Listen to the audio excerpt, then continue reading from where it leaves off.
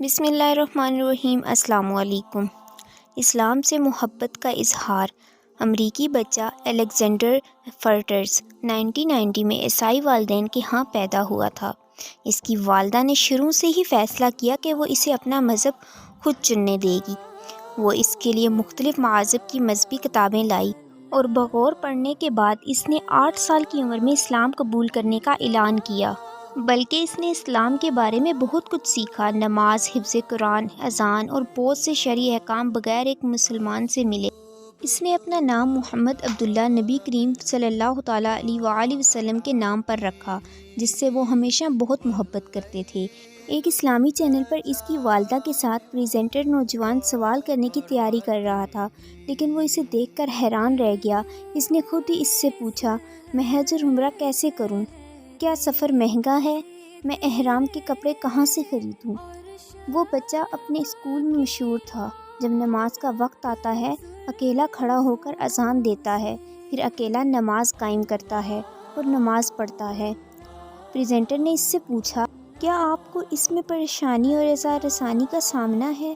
اس نے ایک آہ بھر کر جواب دیا، میری بعض اوقات نمازیں چھوٹ جاتی ہیں کیونکہ مجھے اوقات کا پتہ نہیں ہوتا، اور اسکول میں بچے ہنستے ہیں جب کبھی نماز پڑھتا ہوں تو میں ان کی پرواہ کے بغیر نماز ادا کر لیتا ہوں۔ اس سے پوچھا، تمہیں کس چیز نے اسلام کی طرف راغب کیا؟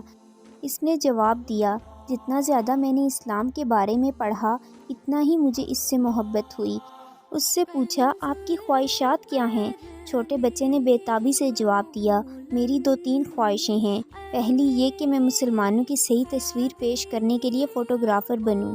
مجھے امریکہ کی گندی فلموں سے بہت تکلیف ہوتی ہے جو میرے پیارے نبی صلی اللہ تعالیٰ علیہ وآلہ وسلم کی شیبہ کو منسوخ کرتی ہیں، اور میں مکہ جا کر حجرۃ اسود کو چومنا چاہتا ہوں، اور میں چاہتا ہوں میرے والدین اسلام قبول کر لیں اور آخرت میں کامیاب ہو جائیں۔ یہاں اس کی عیسائی ماں نے مداخلت کرتے ہوئے کہا، ہمارے گھر میں اس کا کمرہ مسلمانوں کے خانہ کعبہ کی تصویروں سے بھرا ہوا ہے۔ اس نے اس کی زیارت کے لیے اپنے ہفتہ وار پاکٹ منی سے $300 بچائے ہیں۔ لوگ سمجھتے ہیں کہ وہ جو کچھ کر رہا ہے وہ ایک قسم کی مہم جوئی ہے، لیکن محمد عبداللہ کا سچا ایمان ہے جو دوسروں کو محسوس نہیں ہوتا۔ اس سے پوچھا، کیا تم رمضان کے روزے رکھتے ہو؟ اس نے جواب دیا، ہاں، میرے والد نے مجھے چیلنج کیا کہ میں ایسا نہیں کر سکتا، لیکن جب میں نے ایسا کیا تو وہ حیران رہ گئے۔ اس نے پوچھا، تمہاری اور کیا خواہشات ہیں؟ اس نے جواب دیا، میں امید کرتا ہوں کہ فلسطین مسلمانوں کے پاس واپس آ جائے کیونکہ یہ ان کی سرزمین ہے۔ اس نے اس سے پوچھا، کیا تم اپنے والدین کے ساتھ سور کا گوشت کھاتے ہو؟ اس نے جواب دیا، سور بہت گندا جانور ہے اور اسلام میں حرام ہے، میں اسے نہیں کھاتا، اور مجھے نہیں معلوم کہ لوگ اسے کیسے کھاتے ہیں۔ اس سے پوچھا، کیا تم اسکول میں نماز پڑھتے ہو؟ اس نے جواب دیا، ہاں، اور میں نے لائبریری میں ایک خفیہ جگہ دریافت کی جہاں میں ہر روز نماز پڑھتا ہوں۔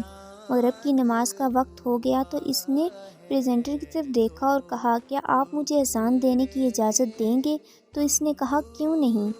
پھر اس نے اٹھ کر اذان دی، جبکہ اناؤنسر کی آنکھیں آنسوؤں سے بھر گئی۔ اللہ تعالیٰ کا ارشاد ہے، اگر تم پھر جاؤ گے تو وہ تمہاری جگہ تمہارے علاوہ کسی اور قوم کو لے آئے گا، اور پھر وہ تم جیسے نہ ہوں گے۔